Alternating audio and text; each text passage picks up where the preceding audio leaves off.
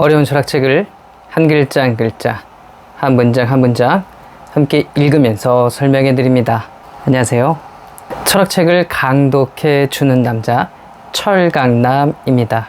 지난 시간 우리는 초감각계가 고요한 법칙의 세계라고 이야기를 했는데요. 알고 보니까 저 고요한 법칙의 세계가 단순한 현상을 제대로 설명하기 위해서 여러 가지 법칙들을 가지고 온다 라고 헤겔이 말을 했는데요.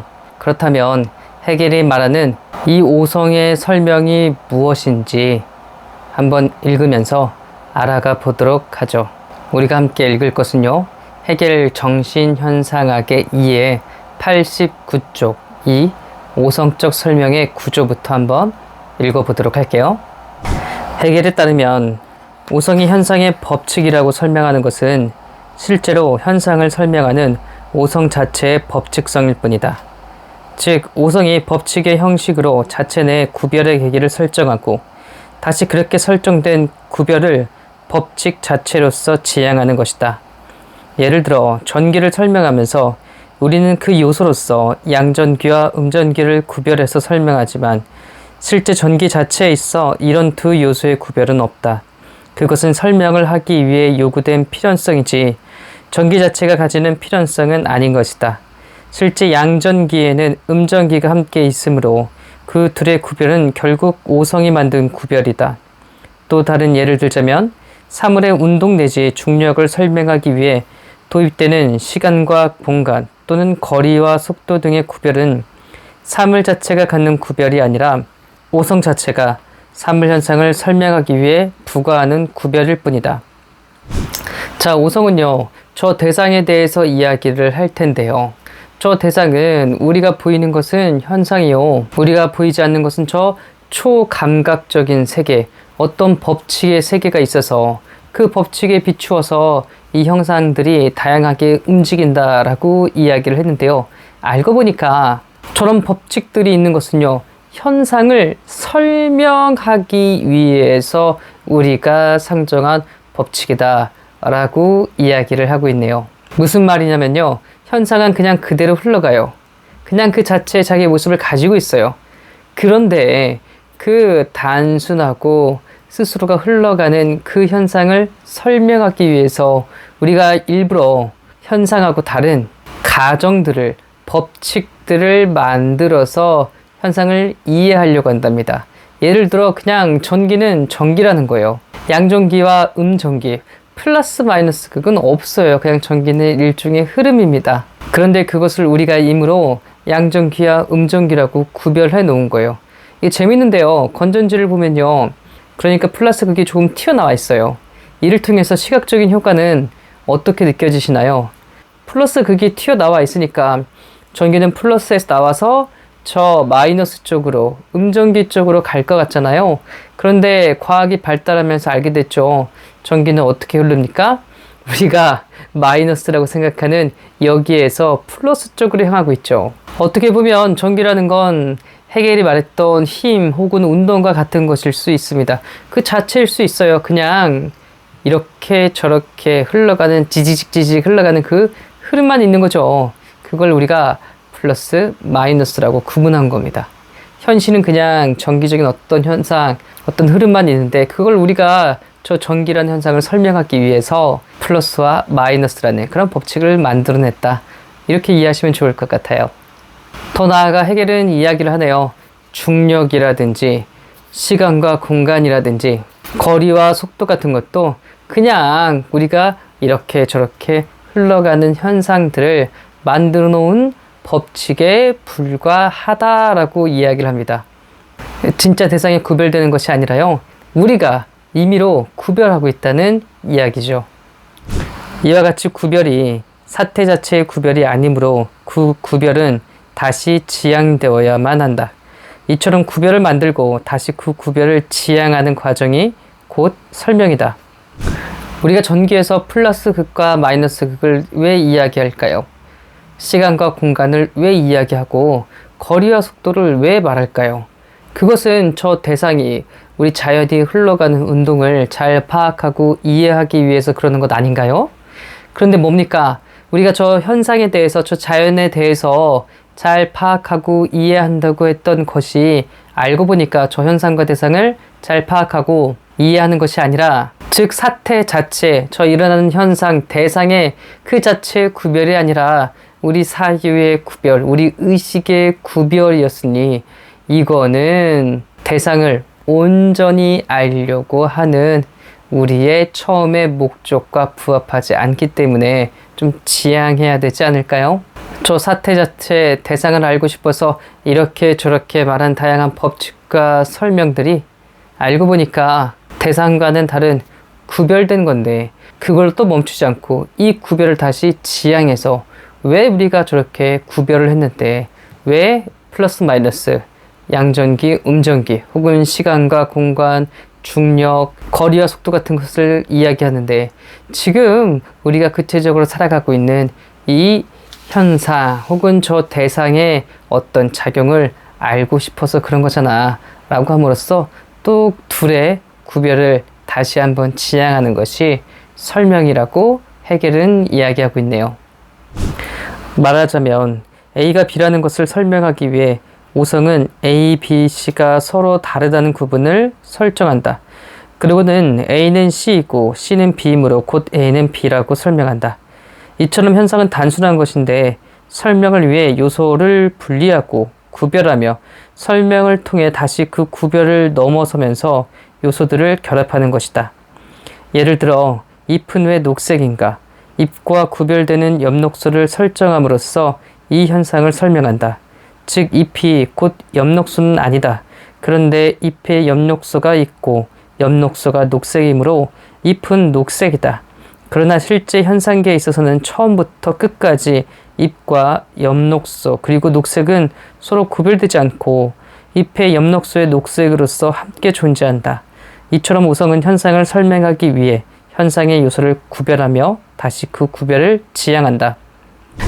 우리의 오성이요, 현상을 구별하고 다시 그 구별을 지향한다는 것을요, 지금 헤겔은 A는 B라고 말하고 A는 B라는 것을 설명하기 위해서 하나의 C라는 항을 만들어서 A는 C고 C는 B이기 때문에 A는 B다 라고 하는 결론을 내린다고 말하네요. 이런 과정을 설명이라고 말합니다. 쉽게 생각해서 우리가 보통 논리학, 전통적인 논리라고 이야기하면 언제나 의당 등장하는 그런 3단 논법을 생각하고 떠올리시면 돼요. 3단 논법이 꼭 그렇잖아요. A에서 저 B로 가야 되는데 중간 매개항인 C를 집어넣잖아요. 그 이야기를 하는 겁니다. 예를 들어 잎은 녹색이다 라고 이야기했는데요. 잎은 왜 녹색을 띨까요? 그러고 보니까 엽록소라는 매개항을 뒀다는 겁니다. 그래서 잎은 엽록소를 가지고 있고 엽록소는 녹색이기 때문에 잎은 녹색이다. 결론은 뭐예요?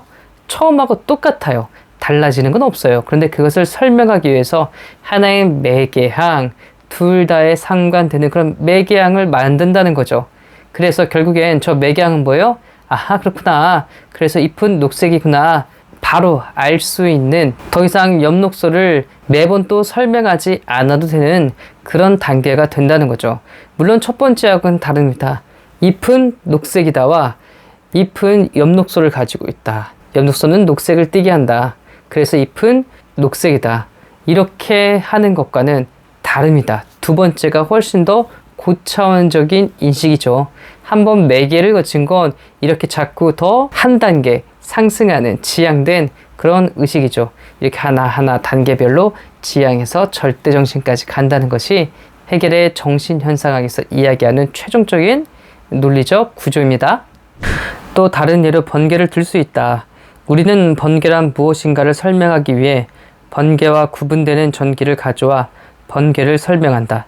즉 일단 전기적인 힘의 표출로서의 번개 현상과 그 현상의 근거로서의 전기의 법칙이 서로 구별된다는 것을 전제한다. 만약 그렇지 않다면, 즉 설명항인 전기와 피설명항인 번개가 다르지 않다면 설명항에 이미 피설명항이 들어있어 바른 설명이 아니게 되기 때문이다. 그렇지만 설명은 그렇게 설정한 그 구분을 다시 지향함으로써 완성된다. 즉 피설명항인 번개가 사실은 전기와 다를 바 없다고, 즉 번개는 전기 방전 위에 다른 것이 아니라고 설명하는 것이다. 또 다른 예를 들었네요. 번개란 무엇인가? 즉 번개는 전기와 같다, 이 말을 하려고 하는 거예요. 그래서 전기와 번개를 구분하는 겁니다. 처음엔 구분해요. 그러다가 그것이 어떻게 돼요? 결코 다른 것이 아니다, 하나로 가는 과정이라고 이야기를 하네요. 그러니까 피설명항은 번개입니다. 번개가 무엇인지 설명해야 된다. 즉 설명되어야 되니까요. 그리고 설명항은 전기 방전이죠. 전기라고 해도 되고요. 우리는 언제나 그렇게 설명을 한답니다. A는 B다를 설명하기 위해서 처음에 A와 B가 다르다고 이야기를 해야 되고요. 중간에 매개를 걸어서요. A는 C이고 C는 B이기 때문에 결국엔 A는 B이다, 이런 과정을 거칠 수밖에 없다고 이야기를 해요. 이것에 대한 설명은요, 이 책에 도표에 잘 나와 있거든요. 그래서 도표를 보시면서 이해하셨으면 좋겠습니다. 뭐 어려운 내용은 아니에요.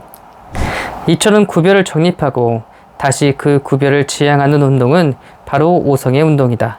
그러므로 오성은 법칙을 통한 현상의 설명 구조 속에서 결국 자기 자신을 발견하게 된다. 현상 세계를 설명하는 오성의 법칙이 곧 오성 자신의 운동인 것이다.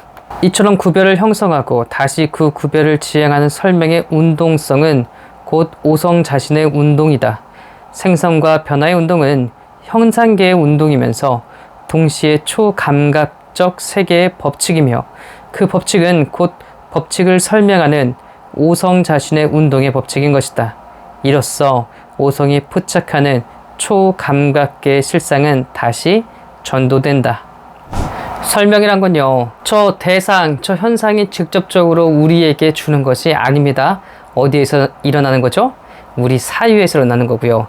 해겔은 우리 사유 중에서도 오성이라는 단계에서 일어난다고 생각을 해요. 자, 설명을 앞에서도 이야기했죠. 처음에는 구별하고 다시 이 구별을 지향해서 A와 B가 같다라고 말하는 것, 구별을 만들고 다시 그 구별을 지향하는 것, 이게 바로 설명입니다. 그러니까 설명은 뭐예요? 계속적인 구별을 만들고 다시 구별을 지향하는 그 운동이라는 거예요. 그 힘이라는 거예요. 그 운동 자체라고 해겔은 이야기를 하고 있네요. 설명은 초감각적인 세계, 법칙의 세계에서 일어나는 건데요. 복잡하게 변하고 다양한 활동들이 일어나는 곳은 현상, 저 법칙의 세계는 고요하고 평온한 것이었는데 웬걸, 이제 저 고요한 법칙이 구별을 생성하고 다시 구별을 지향하는 운동이니 우리의 생각과 사유가 만들고 발견해낸 저 초감각적인 세계는, 고요한 법칙의 세계는 전도된다 라고 해겔은 이야기를 하고 있네요. 해겔을 공부하는 분들에게 너무나 죄송하지만요, 해겔은 이처럼 어떤 것에 대해서 한번 설명하는 것으로 끝나지 않고요, 거기에서 또 다음 단계로 또 다음 단계로 앞에 했던 설명들을, 앞에 했던 내용과 이야기들을 부정하면서 나아가고 있거든요. 바로 이게 해겔의 부정변증법입니다. 그 내용은요, 잘 모르겠어요. 어떤 것은 맞기도 하는데요, 어떤 것은 제법 잘 설명했다라는 생각도 드는데요, 또 어떤 것은 뭐 이거 맞나 틀린 건가 잘 모르겠다고 생각이 들기도 합니다. 그래도 어떡하겠습니까? 우리가 해겔을 공부하려면, 뭐 무슨 말 하는지 알려면 그런가 보다 라고 생각하고 겸손한 자세로 배운다 라고 생각하고 읽어 나갈 수밖에 없을 것 같아요. 오늘도 이렇게 어려운 책 저와 함께 읽느라고 너무나 수고하고 애쓰셨습니다. 감사합니다.